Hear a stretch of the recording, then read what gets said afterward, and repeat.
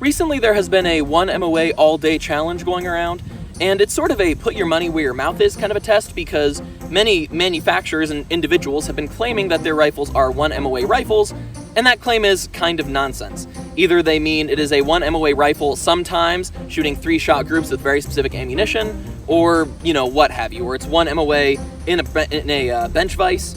However, I think this is a very interesting way to test your skills, shooting 10 shots on a target, trying to keep all of your impacts in a 1 MOA circle. I don't think I'm able to do it. In fact, I don't think I'm even remotely close to be able to do it. However, I have found this rifle to be very accurate.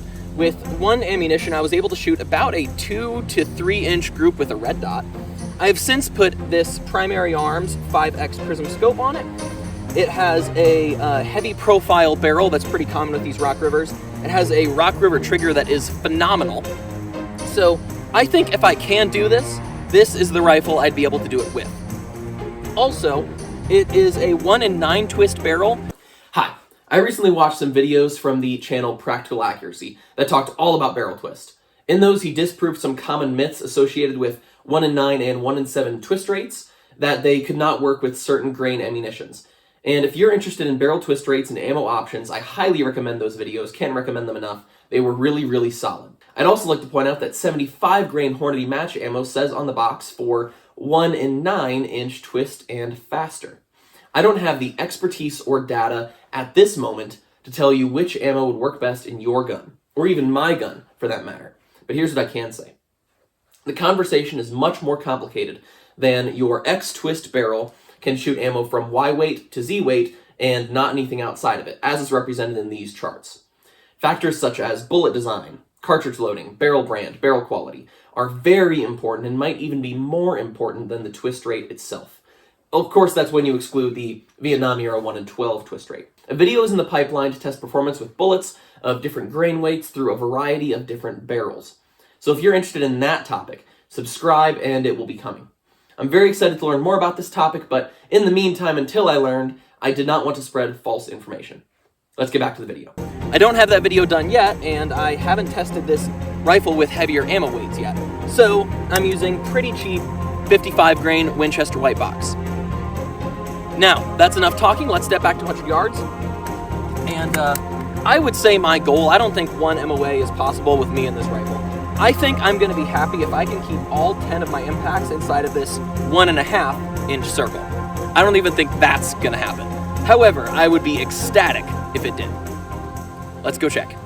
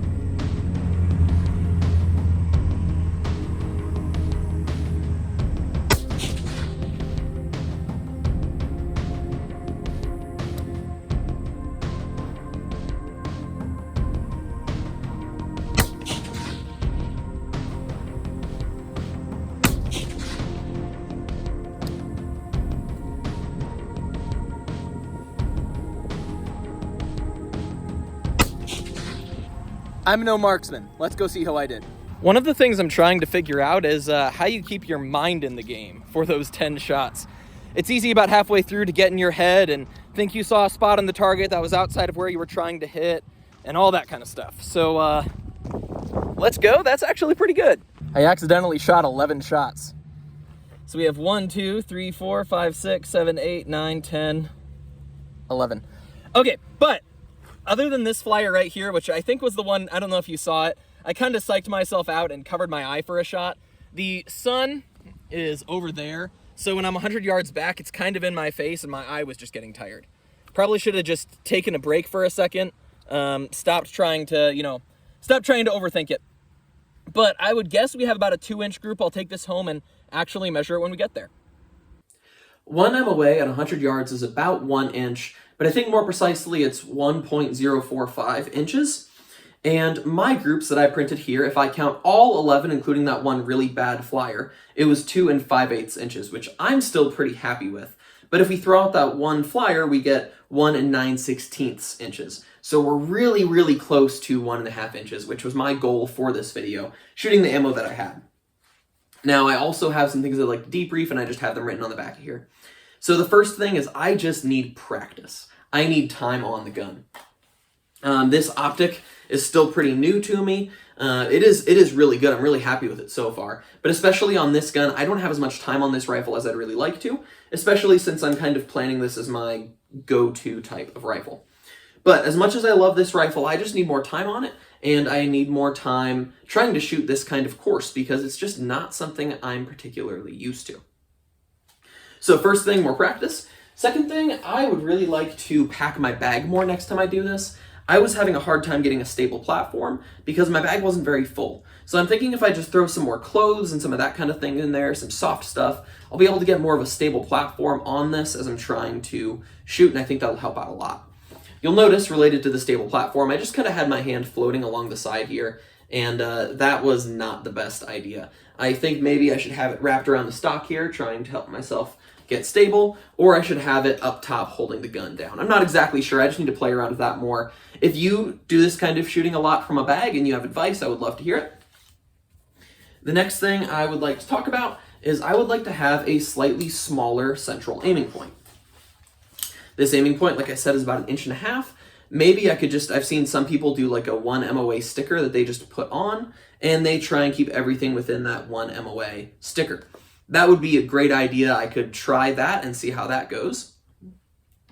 And then the last two things are just kind of focus things. It was really dumb of me to pull up my hand and block my one eye. I got psyched out. It just happens sometimes.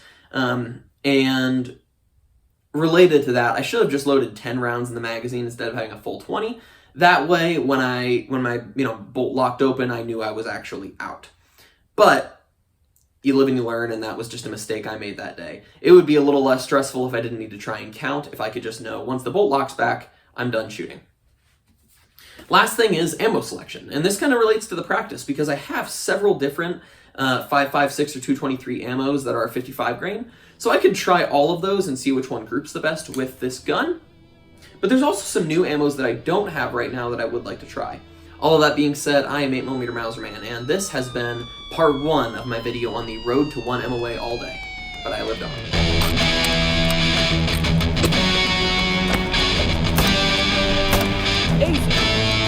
Man, M81 and multicam go together like waffle fries and Chick-fil-A sauce.